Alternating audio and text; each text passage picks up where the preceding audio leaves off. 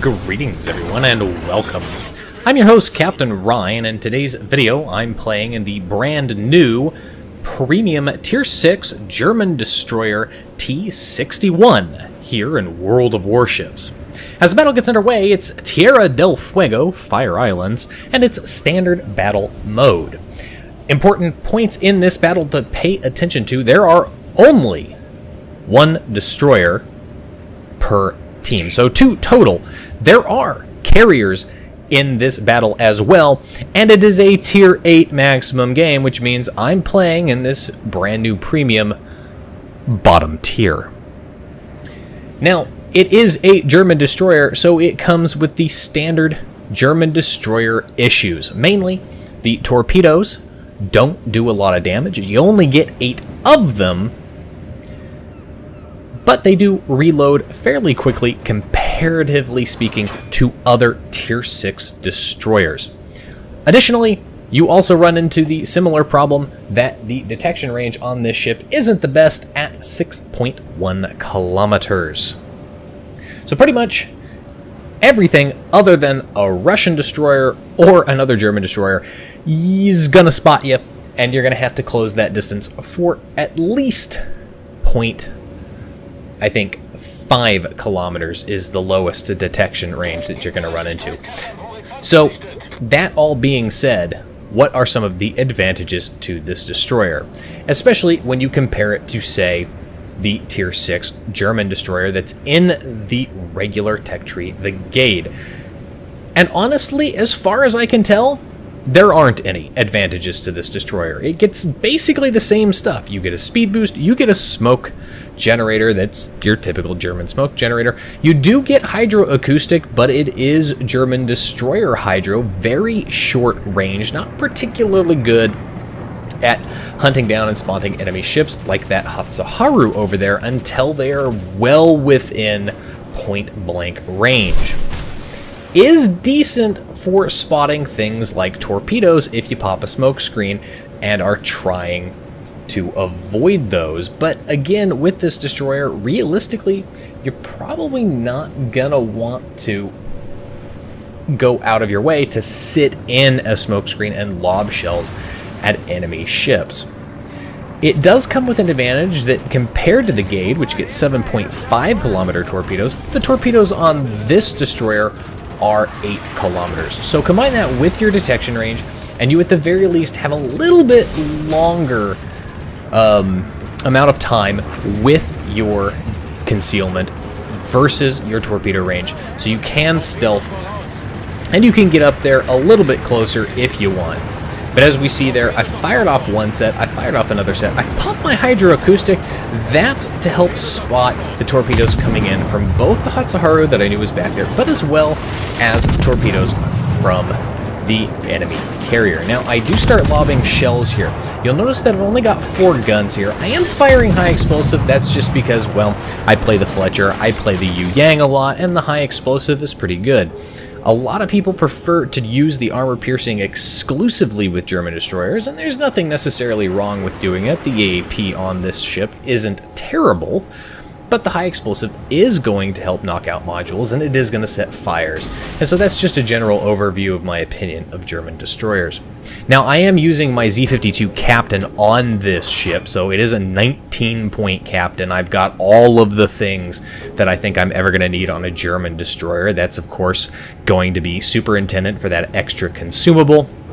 I am using premium consumables, at least I'm pretty sure I'm using premium consumables with Superintendent on this ship. And I do have the concealment expert skill as well. So, as the battle progresses here, and we ignore the little game glitch there with the camera, let's take a look at the situation on the minimap here. Most of my team is headed off to the east side of the match, and most of the enemy team seems to be headed that direction as well, with the exception of the Hatsuharu, which is over here. Now, surprisingly enough, the Hatsuharu has overextended himself here. It's not the most intelligent move for this destroyer, especially going up against a German destroyer.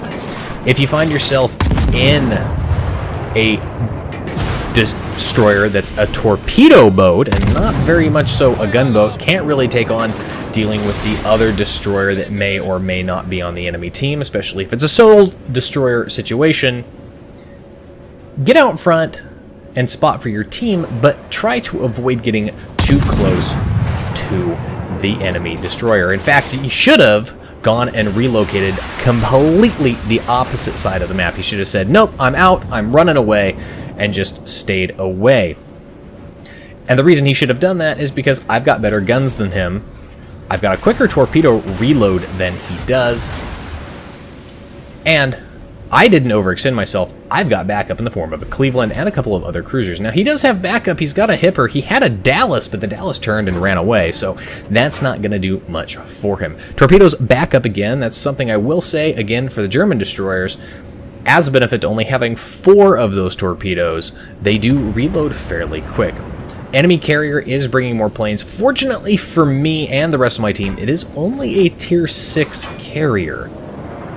Still can cause me problems, of course, but at the very least, it's not a Tier 8 carrier that could pretty much come in and brave my anti-aircraft guns and pretty much one-shot me with a torpedo or a bomb. Firing off more torpedoes into that smoke screen because, well, smoke screens are torpedo magnets, and I'm pretty sure that Hatsuharu is still hanging around in there. Yes, in fact, he did briefly pop up. There he is. He has popped up there. Now, he doesn't have a lot of health left. My team takes a first blood. We finish off the enemy's New Orleans. Our Bismarck takes that guy out. That Hatsuharu, his smoke screen is dissipating, and watch this. He's just gonna kind of let this happen. Lets my torpedo run right into him. Again, these torpedoes don't do a lot of damage, and if he had been full strength, I'm almost entirely positive that that one torpedo hit would not have, in fact, killed him. Now, I do have a couple of other situations here. I have a Hipper here. That's a German cruiser. He's got German hydro, so I have to be careful of that.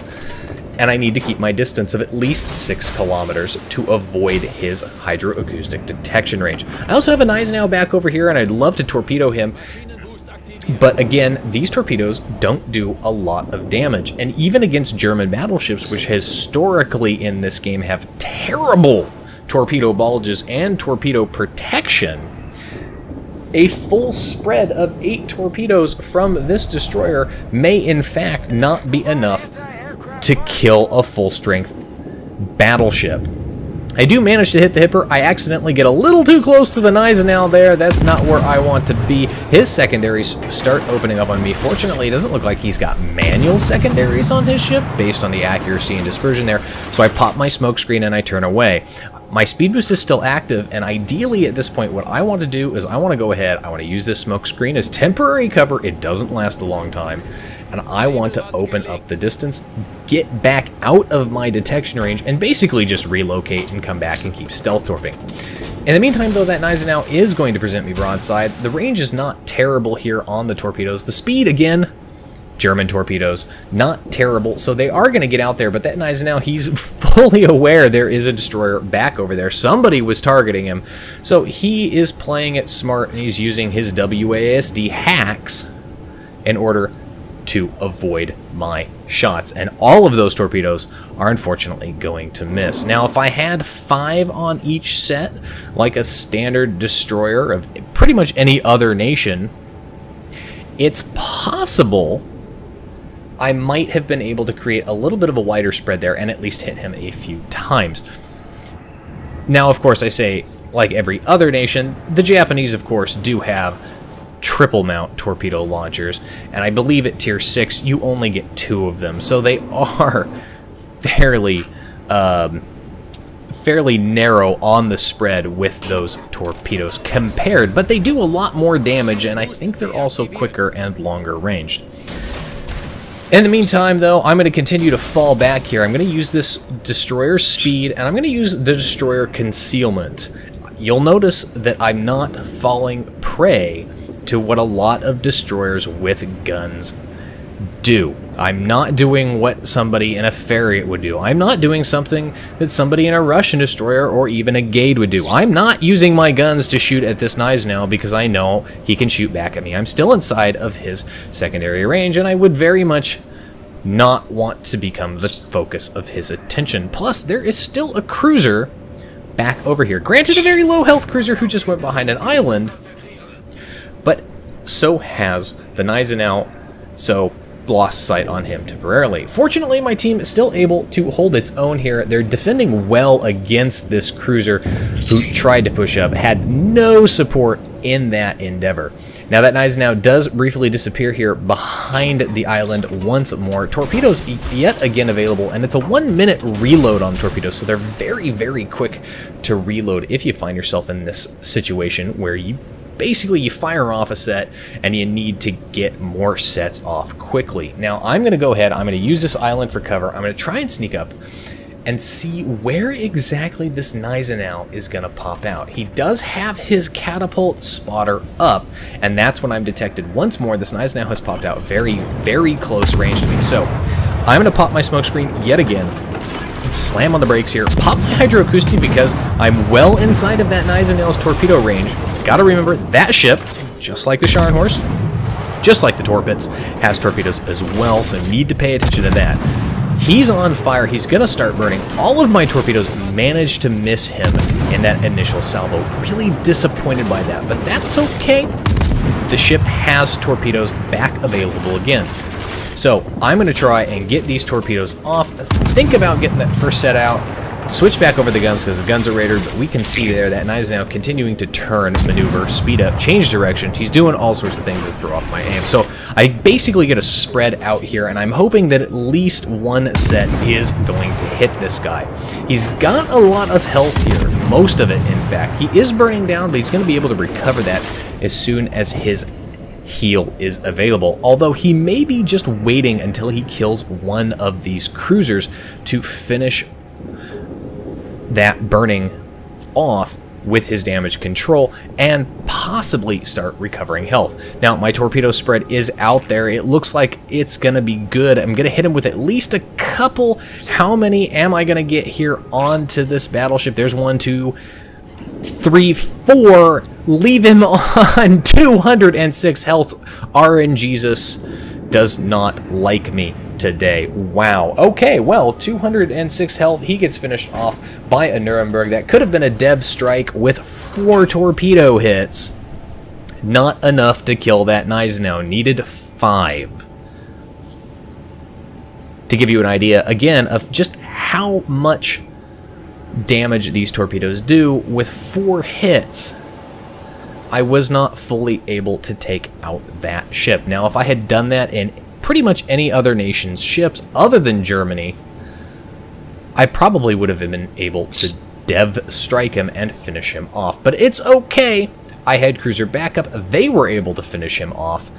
And now he's dead, and this flank of the map is completely wide open. My team has also managed to clear the east side of the map and start pushing up. Something that I have noticed about this particular destroyer is that it is not a destroyer that you're going to get in and carry with. I've done great things in this destroyer, but if you have potato teams, this destroyer is not going to be able to carry for you simply because of its detection range, its lack of damage on those torpedoes, and the fact that it's only got these 4 guns. Because of all of those factors combined, you are going to have to hopefully get into a team that has some competency or div up with other people. That being said, it is a reasonable destroyer. And if you're looking for a Tier 6 premium destroyer to train your German captains on, it could be an option for you. However, you might as well just buy the Scharnhorst at Tier 7 and play it like a destroyer, because, let's be honest, the Scharnhorst is really, realistically, nothing but a big, heavily armored destroyer, as has proven time and time again on my channel.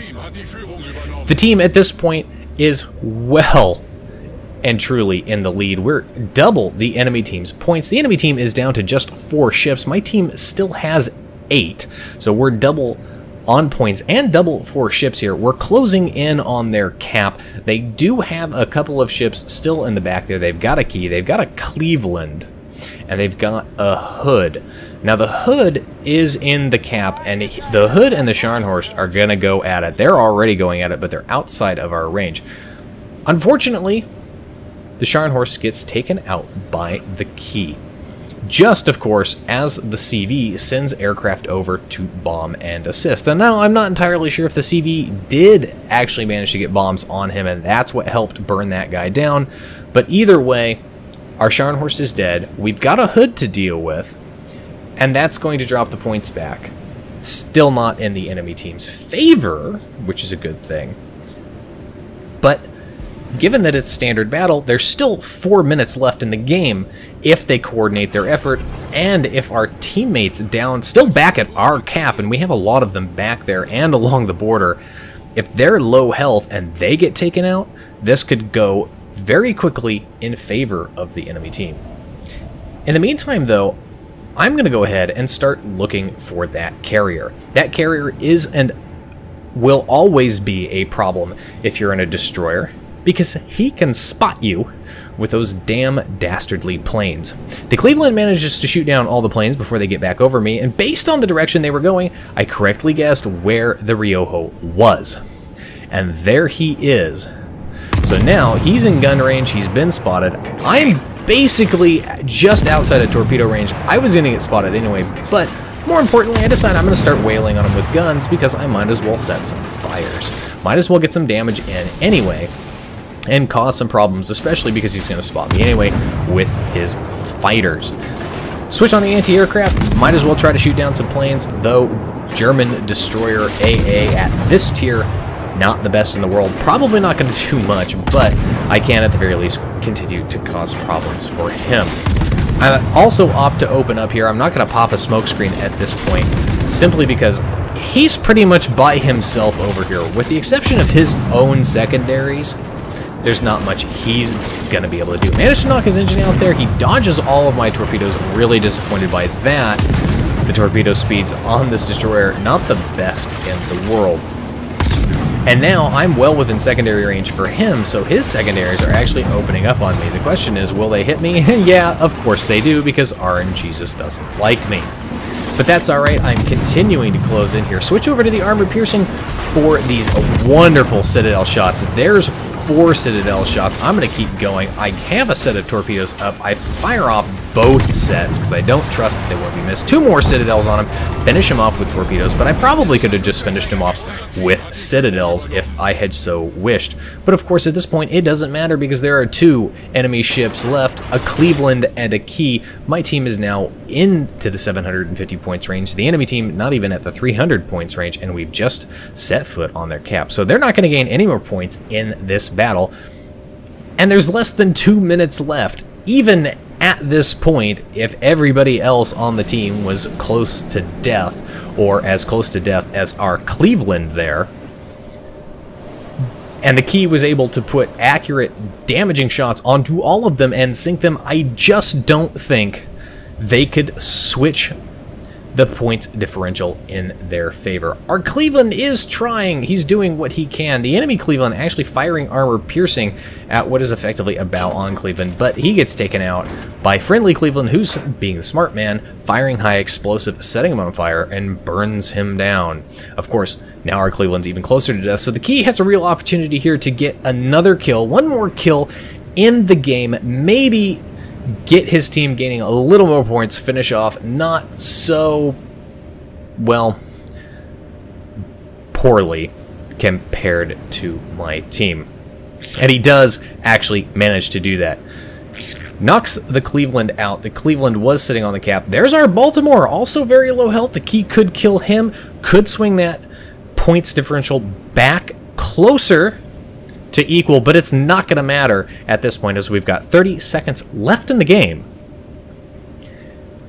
And my team with 770 points is easily going to be able to weather any storm this guy can bring, especially now that I see the Richelieu and our Nuremberg both also have lots of health. The Key manages to take out yet another kill there. He finishes off the Baltimore again, swings that point difference, but again, it's just too little, too late. He's ineffective. at saving this game. But at the very least, he finishes strong, getting those 2 kills. And that, timed out, is the game in the T61. I had a lot of games like this in the T61 where the total damage done was right around 70 to 150,000, surprisingly enough, in spite of the torpedo damage or lack thereof. The destroyer itself is pretty reasonable. But I don't really like it. I feel like you could get the Gade, you could get the premium camo on the Gade, and you could just train and retrain your captains using 500 doubloons from that, rather than buying the T61. Top of the team for XP earned to 1700 base XP. No surprise there with the amount of damage that I did and the things that I killed. That key, though, he got 4 kills. He was 1 shy of a Kraken, so he did a good job, even if it was not able to save him. Anyway, that's it for today's video. If you liked the video, hit that like button, hit the subscribe button, leave a comment down below. If you'd like semi-regular channel news and updates, you can do so by liking and following me on Facebook. If you'd like to help support me and the channel, you can do so by becoming my supporter on Patreon. If you've got a replay like this one that you'd like to see featured on my channel, you can send it to my email. And if you'd like to watch me play various games live, albeit intermediately, you can do so by following me on Twitch. You can find the links for all of those in the video description down below. And as always, I'll see you next time. This is Captain Rye, signing off.